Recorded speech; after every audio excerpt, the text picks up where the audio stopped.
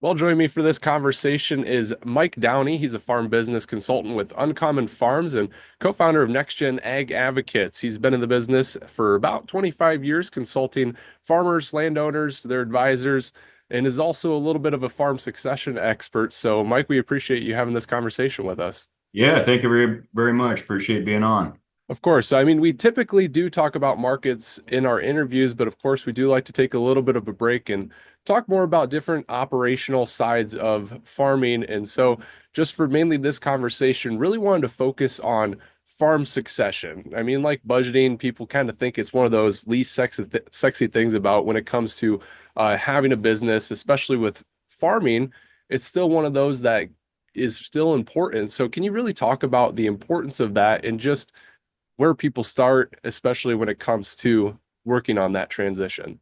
Sure. Well, first of all, I would say markets and weather are a very important part of these succession discussions. I think I've talked about the markets and the weather two or three times already this morning. So, and I think we had a favorable report recently on some shorter carryout and certainly looking out the window and a little bit of a mini blizzard here in Iowa as we record this. Certainly, it's easy to talk about the weather, but I think as far as your question on secession, yeah, I totally get it. It's a difficult subject to talk about, or even where you get, how do we even get started if we do want to talk about it? It's just something that in this whole farming agricultural world, it's easy to kind of push down the road, if you will, because for a lot of folks that we work with, this is what they love. This is farming, and this is what they live and breathe, what they were born to do, this whole legacy feel. And the R word, retirement, in a lot of cases doesn't exist in farmers' vocabulary. So I think as an industry, we first of all need to get away from using that word and use more of a concept of what can we transition to allow the next generation to get more involved, because a really huge concern as I see, look at the industry and the agriculture in general, is just when you look at the generational shift coming ahead with demographics and everything, we really need to get the next generation involved. We really need to start training them, educating them, whatever their particular role is on the farm or in the industry, whatever that is. For sure. And like there was a statistic recently that popped out to me that only about two-thirds of farmers uh or two-thirds of farmers don't have children, or children are not actively farming. And it just seems like that seems like a lot, or a high statistic when it comes to those transitionary periods, especially when over the years we've seen a large reduction in the amount of farms in the US. And does a lot of that have to do with just not having a plan in place? Yeah, great question. It hits home. I mean, the founding story of Next Gen is from a retired farmer himself that didn't have he had children, but he just didn't have children who actively farmed, and he just didn't want to turn that farm over to anybody or see it absorbed into this world of consolidation that we live in.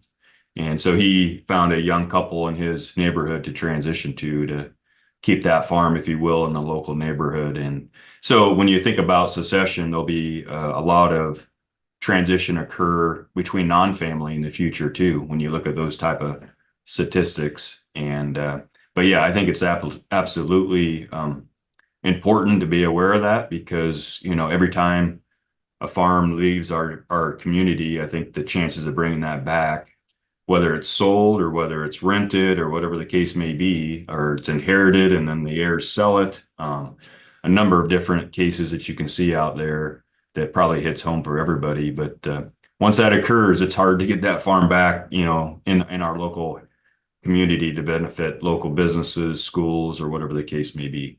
And I mean, doesn't it seem like there is quite a bit of reluctance? Is that just the fact of not really wanting to do it, or is it more so just not knowing where to start? Because a lot of people there, they have more of that operational mindset. They just want to farm, and some things just might not be higher up on the priority list. What is it there? I think when you look at the fact that longevity, people are living longer, the labor requirements on the farm look a lot different today than my perception back of when I was raised and growing up on our family farm. And so it allows people with technology and everything just to continue to be involved in that role longer. And if that's what they enjoy, why would they ever stop? In fact, I've seen it, the other side of that is folks that do retire from farming and they become less active, that can also have an effect on their health. And I'm sure we've all seen examples of that too. But I think when I just look at a efficient, multi-generational farm operation, every generation is involved at some level of not only the day-to-day labor and operations, but also to a certain degree, some management and transitioning that leadership, I think is where we need to get, do a lot more better job of just in general as an industry. And then what does that look like? Because I mean, you've been in the business for 25 years. You've seen a lot of different individualized cases. Like you mentioned, it's not all going to be the same because some people might want to retire outright. Some people want to just take a step back, let the next gen at least have that control over it, but and they become more of a help factor. What does that look like in terms of the transition, especially when not only looking on the side of just moving forward with who's going to run the day to day, but more so when it comes to that official transition, when one person is gone and the next takes over, and how that looks like maybe with just getting that passed down between is it a will, is it a trust? What's the best way to kind of look at that? Sure, and as I think as a general rule, people think about wills and trusts. That's our succession plan, but I think you'll find it's a lot more than that, because, that will or trust may just be there to help distribute assets. So, in my opinion, succession planning is a lot more than just transferring assets. It's transferring the management, the leadership, and I think that's where the organization at Uncommon Farms is doing an excellent job of really going deep into those areas that you traditionally don't see a lot of the advisors or attorneys that are just helping with wills and trusts really get into. And so that's, kind of some really intentional forward thinking on what are the goals or legacy that we're trying to preserve, and establishing some really core values for the next generation to hopefully honor and carry forward. But then really just digging deep onto that of delegating roles and responsibilities. And we can get into all kinds of tangents here about recognizing different people's personalities and communication styles. And, in some cases we have 3 or 4 generations on family farms, and every generation might have a different preference on how they communicate. Yeah, for sure. And then even outside of the family, you kind of already mentioned it with lawyers and other people involved in maybe the wills and trust side of things, but who also has to be in that court moving forward? Because I mean, you have so many different dealers, bankers that a farm is working with throughout the years. They might stay with those same ones for quite a long time or switch up every now and then. That's another issue in and of itself. It's easy to talk about we need to find more young farmers, young people to come back. But when you look at the practitioner world, that's an issue out there too. We need to find more capable attorneys and CPAs coming back into the rural areas. So that's a big, big struggle in of itself. But I think what you're kind of hitting on here, I think what's important is that we have a good team of advisors around us, that we're not trying to just go at it alone. That I think I'm seeing more and more operations willing to collaborate and really just try to be, just try to learn from one another, with recognizing that there's fewer of us out there. That's the way the trends are occurring. So trying to work better together. I would say one thing I would note that when it comes to transition to the different folks involved with the family, I think it's really good to delineate long-term ownership and land from day-to-day operations, because there could be a succession plan that looks different for both of those, especially if we're trying to bring in some non-family members to help work with us. For sure. And how does your role come into play with that? Are you kind of just trying to bring all those together for the family and help them focus on different sides of it, whether it is the asset side or the actual day to day? How does your role play into that? So I'm not an attorney or a CPA. I'm kind of more of that facilitator. A lot of people call me the quarterback, that if you have your team of folks, your key people you want involved, I'm typically the one in the middle there trying to coordinate everything with everyone, because sometimes those individual folks aren't as good at playing that facilitator role. And up front, really understanding and helping people understand what the different options are, because you mentioned before, those that maybe want to get started, they just don't know even where to start or what those options are. So just kind of laying the groundwork of just laying out different ideas that we're seeing work well, and unfortunately some of those that don't work well that hopefully we can avoid, and just trying to go through the process of elimination to find the one that works best for them. Yeah, for sure. And what it sounds like too is that you're serving as a very have to be a very trustworthy person to the family. How does that relationship work? Because they're entrusting you almost to help with all identify all these moving parts and make it work. Yeah, and there's certainly a lot of confidential personal information that can get shared. That obviously we need to communicate that confidentiality up front. It to a certain degree comes down to trust on who you're working with. But once you lose trust in the farming world, your integrity is affected forever. And so that certainly just basing on that the past experiences and referrals, that's something that we keep very serious, treat very serious. And I have my own stories of my own family farms that hit home for me that I oftentimes find myself sharing to help bring perspective for others. But it's one thing to coordinate a family meeting where we keep, or of advisors where we kind of keep things more high level and general and concepts versus having a individual one-on-one meeting on estate planning where we're really talking a lot about assets and things like that. So. All right. So I know we're talked a lot about just single families, but what seems really common too is that you have almost multiple families already in the mix too that you know, brothers or siblings in general will oftentimes own bits and pieces of a farms together. So you almost have two or three different families in the mix. How is that best to work when it comes down to a lot of this transition planning as well? Well, that kind of hits home. There was just a story that came out of Illinois of a century farm that sold it. The primary owners had sold. I don't know all the details of it, but it kind of got down to about 16 different owners. And, so that, kind of understanding the long-term risks or pitfalls of different things, because, you know, by default, if you do nothing, your wills will probably leave just everything equally between all your family, share and share alike. Everybody has an equal ownership in everything. And the pitfall with that is it just takes one of those to potentially, make it really difficult, or worst case scenario, force a partition or a sale. And so really understanding, with different family members, what structure best complements any provisions you may want or assurances you may want to leave forward for example, the farm to be able to access that land and support the day-to-day of the operation. Or if some future member decides to sell one of those 16, for example, that's okay. But hey, we have a process to offer it back to the remaining in the family to try to keep that together versus having to sell the farm to allow people to get their equity out of it. So. Gotcha.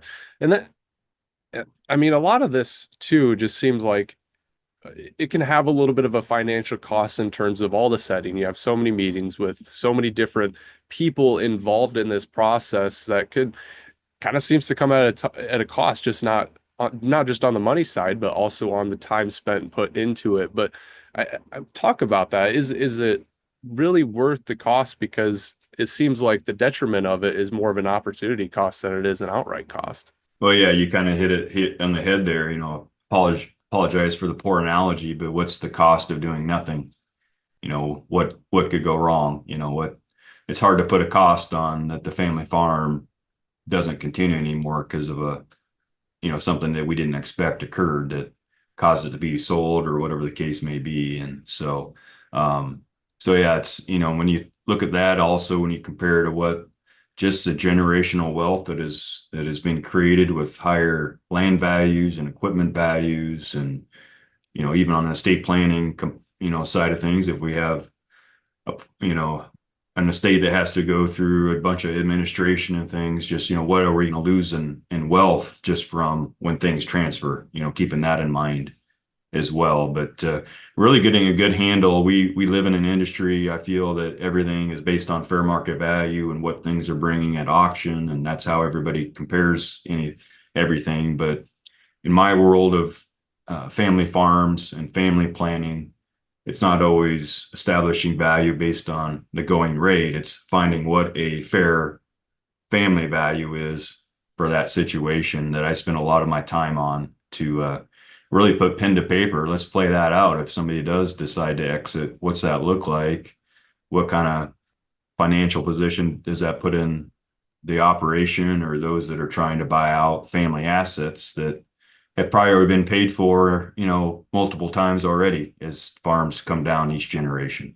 Yeah, and kind of shifting gears here too is again we're doing this in December, so it's kind of already that time to start thinking about the new year.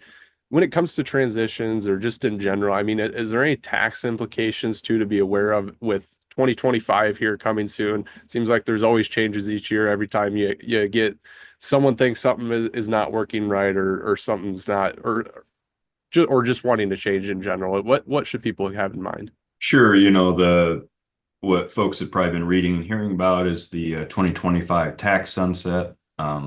Ironically, I was first exposed to succession planning back in 2010 and 11 before the 2012 sunset that was going to occur back then. That motivated a lot of people to do estate planning, including my own parents. And that's when I first met an individual that worked with family farms. And anyway, the rest is history. Here I am today. And but nonetheless, the tax sunset with the results of the election, I think a lot of folks have probably have the feeling that there's not as much pressure to do planning for tax reasons. But I would say, I would argue long-term succession planning to me, just whatever your long-term goals are and to make sure we have a good plan in place to complement those, trumps what any tax concerns that there may be. Now, I totally get it.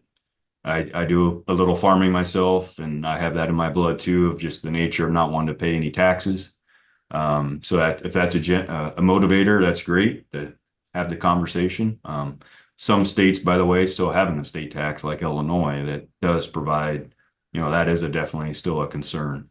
But anyway, I think the long-term kind of reasons of why we want to continue the farm and whatever that is kind of probably have more precedent over the potential tax concerns. Right now, with our high exemptions, I think less than 2% of family farms are subject to federal estate tax. All right, and then even with, we have a new White House, we have a new Senate, we have a new House of Representatives here moving forward. I mean, is there anything you're watching post-election that, uh, whether if it's Farm Bill, whether if it's just other news that you've heard from what people might possibly introduce? What are you watching here just post-election? Yeah, definitely. We just had a meetup yesterday with a lot of our members, and we had Paul Neefer, respected CPA, on the line there with us, and he's really on top of the Farm Bill and this Farm Act. I think it's the real deal. I think I believe there will be a Farm Bill with some pretty substantial payments. All the details will be worked out, and that'll be based on what you planted in 2024. The other hot event is this, business entity reporting requirements that has now been delayed because of a Texas judge that filed an injunction on that. So that of the 25 million entities in the United States that have not filed, they just were given a little bit of an extension here, a reprieve. That's been a hot topic. I think the bigger tax that most farmers incur over the years is income tax. So that will be something that we'll definitely be keeping an eye on with what the new administration, any changes, will they, reintroduce or bring back 100% bonus depreciation? That's a big one for farmers that, especially when they're trading equipment, that's been phasing out, and they've been starting to feel that a little bit because they have to recognize tax on that traded equipment. Another one is the 20% QBI deduction that essentially pass-through entities, you only pay income tax on 80% of the income. That's another key one that we hope to see stay in place and carry forward. And we could see some corporate tax rate changes that favor going back to operating through a corporation, as the operating company of the business. So those are all things that we're keeping an eye on, and certainly, income tax planning, whether it's the business, but also even incorporating that into some estate planning. Those are things that I actually probably find myself talking more and brainstorming on income tax planning than I do estate tax sometimes. Yeah, that's really interesting to think about here too. But just rounding things out, is there anything else that you think farmers should have on their minds when it comes to taking all this into consideration with either transitions, taxes? What do you have that just kind of puts everything up in a bow? The thing that hits home for me that I see, and I mentioned it earlier, but there's been two Super Bowl commercials created out of the state of Illinois from various farm groups that have spent millions of dollars, on a 30-second segment of a Super Bowl commercial, all to bring consumer awareness to who Illinois farmers are. There was a perception based on a survey where this all started, where a large percentage of Illinois farmers are corporate entities, corporations, or these large institutional type farmers, but in fact, 98% of them are family, owned and operated. And that's what started the whole We Are the 98 campaign. But I kind of spin that off of in our own succession planning with our family. If there's a disconnect that occurs with that, with our next generation, I think here in the state of Iowa, it's been estimated that about a third of the farmland is owned and controlled by those that don't farm, who don't have as much on-farm experience. So making sure that we carry forward our story of our farm and our legacy, and training them how to manage the farm, whatever their role is, I think is very, very critical. We just can't take for granted that they know these things. For sure. And then with people wanting to keep following of different resources that they can maybe get a start on looking into some transition planning, where can they go? Sure. Well, yeah, if this is my opportunity to plug myself, Of certainly, course. uh, yeah, we're doing a lot of that within Uncommon Farms. Next Gen Ag Advocates, it was founded more on a matching program for retiring farmers that don't have a successor. So in either case, you can find me under either umbrella, nextgenag.us or uncommonfarms.com. Perfect. All right. Well, thanks again for joining with this conversation. Again, it's just one of those things that might not get higher up on the priority list, but definitely important nonetheless. Again, thank you, Mike Downey. Thank you.